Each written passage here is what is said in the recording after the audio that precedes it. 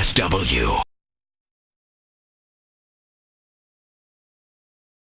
And I remember when we talked to you when you were promoting Hot Fuzz. And, of course, you know, it's the worst thing, but it's the best thing because we had already seen the flick. And so whenever you see something you love, you go, all right, so we hear there's a trilogy kind of thing to it, Cornetto. When's the next one coming out? And, of course, at the time you go, I don't know, we're just doing this. But I think I heard that actually you did come up with the idea for this movie during the press tour for Hot Fuzz. Yeah, that's true. It was, we were actually in an airport and I had started thinking about when I had like gone on this pub crawl when I was a teenager, and I'd written this script about teenagers doing it, which I'd never done anything with. And then I thought, maybe there's more in the idea of adults trying to recreate that, and the idea of like the dangers of trying to recreate former glories and how badly that can go wrong. And then that sort of tied in with this feeling of like, you know, you go back to your hometown and you feel alienated, and it's like, okay, I know where this is going. That is so very true. I mean, we've all. I mean, if anybody that's moved away and had to go back, I sure have had that feeling where I've walked back, and it sometimes is like a time warp. Some people just are sort of living like it was 20 some odd years ago. It's a little scary, and then there are other people that go, I really wish you wouldn't be living like it was 20 years ago. Yeah. And yet there is something inside him that says, yeah, though it was fun, wasn't it? And you have to, the thing is, when you go back, you measure the town against yourself. And the fact is, you've changed a lot, you know. But you go back and you can't figure out if it's you or the town that's changed, because everything looks so familiar. And you see the same people. And you even meet up with friends that are, like, still living there. And you can't quite figure out why they didn't leave. And it's a very weird emotion that you get when you go home. And I think this film is all about the fact that you can never go home, because home is a time, not a place. Never go back. Never go back. But it's also the Simon's character, you know, like as flawed as he is, he really wants to believe that the old town was great, which I think is a sort of sweet thing. Is you don't go back and kind of go, oh, this place is horrible. You kind of think like, oh, I miss my hometown. I'm not there anymore, but I want to go back, you know, to when I was a kid. And it's the idea that the pub that was there before the chain took over, was that really better, or is it just better in your memory? Do you know what I mean? It's like, was it just better because it's old, or is it genuinely better? And I just love how Gary just has this belief that, you know, he was the king. And granted, Gary was the king probably of the group. Yeah. But it really just this delusion of grandeur, and it's so great as the movie just sort of shows it. But then at the same time, as the movie goes on, you know, you start to question, well, is Gary really the king or not? I mean, you know, because Gary never stops being Gary.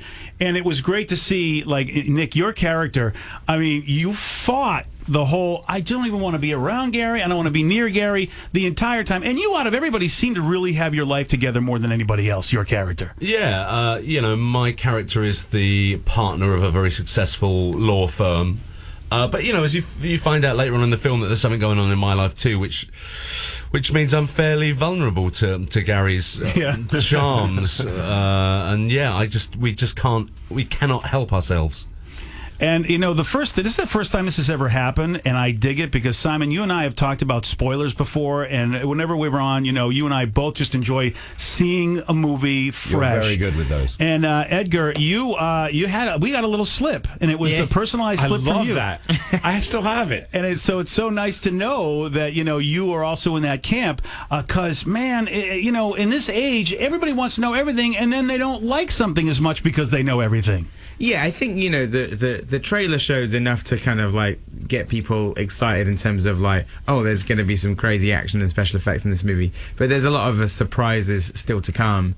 And so we wanted to just beat people to, you know, see that fresh on August the 23rd. Yeah, oh, you've got to check this movie out. It really is fun. We were so disappointed because we thought we have to wait like a month. Because, you know, what I like to do with my son and I, we do the father-son movies. If we really dig a movie, we go, we're back-to-back in this baby. We just go right back out to the box. And we were both looking at each other going, we can't back-to-back this. We got to wait till August 23rd. This sucks. Is there another screening? And they're like, no, that was it, buddy. That's all you get. Well, the truth is, we just wanted to be able to bring it here properly, you know? I mean, that's the thing about release dates. That it's always like a puzzle. You've got to know when to... We actually brought it forward. It was supposed to come out, I think, in October.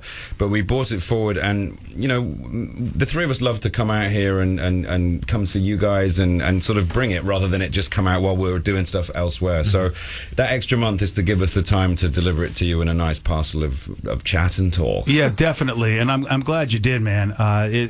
Again, you have to check this out. This is a great buddy movie. Again, 5 friends, they get together to try to sort of to complete a task that they never got to do. A great pub crawl they never got to finish, and the movie, like it always does, it's got a lot of fun, a lot of action, great surprises, and there's a lot of surprises of faces and things that you're going to see. You're going to go, wow, which Edgar said, please don't spoil it, which we won't, so you get to see it fresh. It's like if you like The Big Chill, imagine The Big Chill if their dead friend came to the party and they got into lots of fights. That's basically what you're in for. And also, I think that month will go pretty quick. Yeah. You know, it's only 4 weeks. It'll now, zip so by. Yeah. You can maybe buy an advent calendar.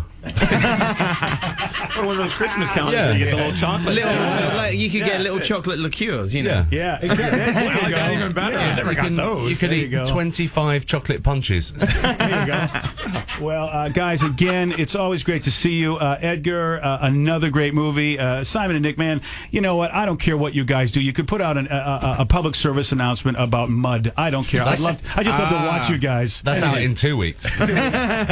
See the mud PSA. But first, see The World's End, August 23rd. This is a fun, great movie. I think really it's one of the best movies you're going to see this summer. So please go check it out because you know what, man, you're going to laugh. You're going to see some cool action stuff that you don't get to see. Simon, Nick, Edgar, thanks so much for coming in, Thank you, my guys. friend. Thank you again. Always a pleasure. Thank you. The BJ Shea Morning Experience on 99.9 KISW.